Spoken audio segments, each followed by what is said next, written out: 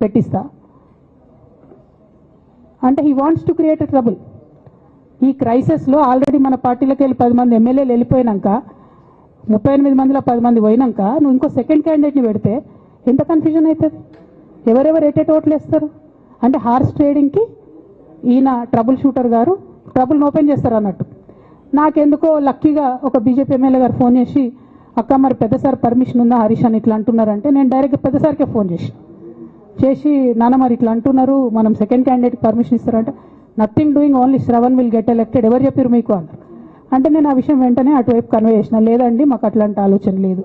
ఎందుకు ఈ recent example చెప్తున్నా ఇవాళ అంటే, హరీష్ రావు గారు ట్రబుల్ క్రియేట్ చేసి ట్రబుల్ని మాఫీ చేసినట్టుగా ప్రయత్నం చేస్తారు. బీఆర్ఎస్ కార్యకర్తలందరికీ నేను నా తమ్ముళ్ళకి రిక్వెస్ట్ చేసి చెప్తున్నా, మా చెల్లెలకు రిక్వెస్ట్ చేసి చెప్తున్నా, మీకు పెద్ద స్థాయిలో జరిగే అన్ని విషయాలు తెలియకుండా అందరూ మన వెల్ విషర్స్ అనుకుంటారు. మీ తప్పు కాదు, ఎందుకంటే కేసీఆర్ సార్ అంత ఓపెన్ మైండ్తో ఓపెన్ హార్ట్తో ఉంటారు కాబట్టి బీఆర్ఎస్లో ఉన్న అందరూ అట్లే ఉంటారు అనుకుంటారు. కానీ చాలా మందికి చాలా హిడెన్ ఎజెండాస్ ఉన్నాయి. ఒక పక్క కాంగ్రెస్తో కలిసి ఉన్నారు, ఇంకో పక్క బీజేపీతో మాట్లాడుతున్నారు, ఎటు ఎవరితోనూ అవసరమైతే అటు మాట్లాడుతున్నారు. అదేవిధంగా 2018 ఎన్నికలలో హరీష్ రావు గారు 20-25 మంది ఎమ్మెల్యేలకు ఎన్నికలలో అడిషనల్ ఫండింగ్ ఇచ్చారు, పార్టీ ఇచ్చింది కాకుండా. ఏడికేలు వచ్చినాయి హరీష్ రావు గారికి అన్ని డబ్బులు? 100% కాళేశ్వరంలో జరిగిన అవినీతి నుంచి వచ్చిన డబ్బులే. ఆయన ఆలోచన ఏం చేసిందంటే, ఏమన్నా కొద్దిగా అటు ఇటు అవుతుందేమో రిజల్ట్, నా దగ్గర ఎమ్మెల్యేస్ ఉండాలని ఆలోచన చేశాను. నీకు అసలు అట్లాంటి ఆలోచన ఎందుకు వచ్చింది?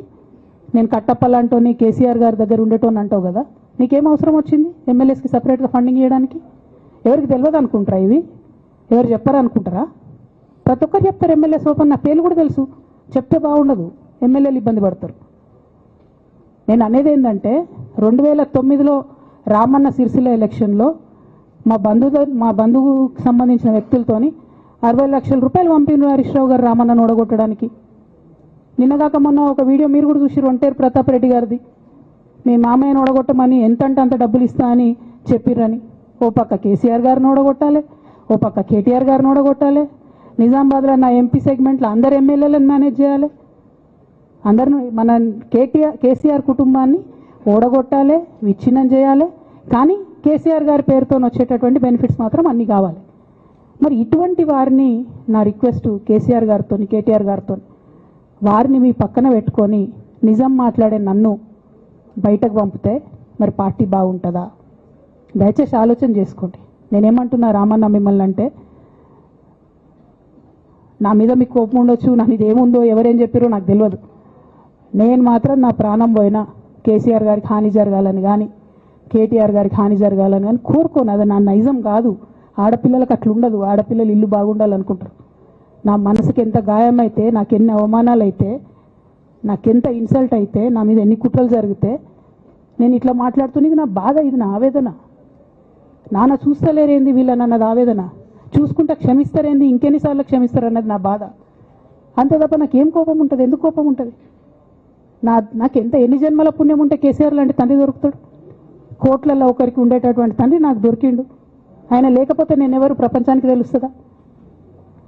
నాకెందుకు అవసరం ఉంటుంది? నాకేం కోపం ఉంటుంది కేసీఆర్ గారి మీద? నాకు బీఆర్ఎస్ పార్టీ మీద ఎందుకు కోపం ఉంటుంది? నాకు 27 సంవత్సరాలు ఉన్నప్పుడు నేను నా కొడుకుని చిన్న పిల్లగాన్ని పసిగుడ్డుని ఎత్తుకొని ఇక్కడికి వస్తే ఆ రోజు నుంచి ఈ రోజు వరకు నేను రోడ్డు మీదనే ఉన్నా, ఉద్యమాలే చేస్తున్నా, పోరాటాలే చేస్తున్నా, తెలంగాణ ప్రజల కోసం పనిచేస్తున్నా. 2014 నుంచి అధికారంలో ఉన్నప్పుడు కూడా నా ఇంటి దర్వాజాలు ఎప్పుడు తెలిసే ఉన్నాయి. ఇక్కడున్న మీడియా మిత్రులందరికీ తెలుసు. అధికారంలో ఉన్నా లేకున్నా నేను ఇట్లనే ఉన్నా. అధికారంలో ఉన్నప్పుడు నన్ను ఏమి సాగనీయకుండా నన్ను ప్రతిపక్ష ఎమ్మెల్యేని చూసినట్టు, ప్రతిపక్ష ఎంపీని చూసినా నేను ఇట్లనే ఉన్నా, ఓపెన్ మైండ్తోనే ఉన్నా. నేను కోరేది ఒకటే, కేసీఆర్ గారి ఆరోగ్యాన్ని కాపాడండి రామన్న, పార్టీని కాపాడండి, పార్టీలో ఉన్న కార్యకర్తలని కాపాడండి, అందరు బాగుండేలాగా ప్రజా సమస్యలు తీసుకోండి. నాకు అంతకుమించి కావాల్సింది ఏం లేదు.